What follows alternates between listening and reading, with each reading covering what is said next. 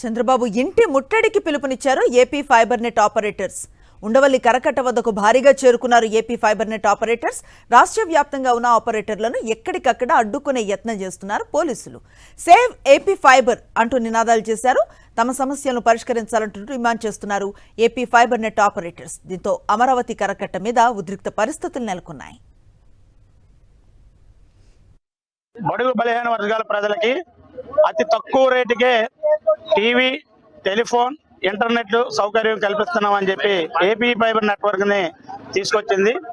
ఆ నెట్వర్క్ ప్రతి జిల్లా మేజిస్ట్రేట్లతో, కేబుల్ ఆపరేటర్లతో మీటింగులు పెట్టి ఇది వ్యాపారవేత్తగా చూడకండి, సంక్షేమ పథకంగా చూసి ప్రజలు తీసుకెళ్ళండి అని చెప్పి మా నెత్తిన రుద్దారు.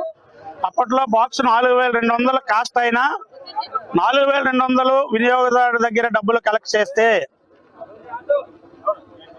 మా పార్టీ మీద వ్యతిరేకత వస్తుంది. కాబట్టి ఈఎంఐ ద్వారా ప్రజలకు ఇవ్వండి, ప్రతి నెల 59 రూపాయలు బాక్స్ రెంట్లు కడతారని చెప్పి ఇచ్చారు.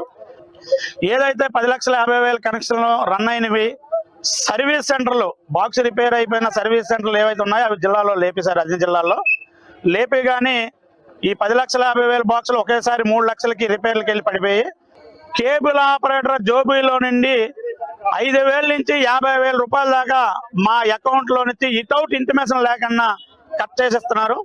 ఈ బాధని రాష్ట్రంలో ఉండి కూటమి ఎమ్మెల్యేలని, మంత్రులని, మినిస్టర్లని, ఆఖరికి మన ముఖ్యమంత్రి వర్యులు నారా చంద్రబాబు నాయుడు గారిని పార్టీ ఆఫీసులో 3 సార్లు కలిసాం, లోకేష్ బాబు గారిని 3 సార్లు కలిసాం, పల్లా శ్రీనివాస్ గారిని 7 సార్లు కలిసాం. ఆయన అయితే సీఎం గారిని కలవండి లెటర్ కూడా ఇచ్చారు. అది 4 పద్ధతి తీసుకోవడానికి కూడా పనికిరాదు. అంటే మా కేబుల్ ఆపరేటర్ల దురదృష్ట పరిస్థితి అంత దిగజారిపోయింది.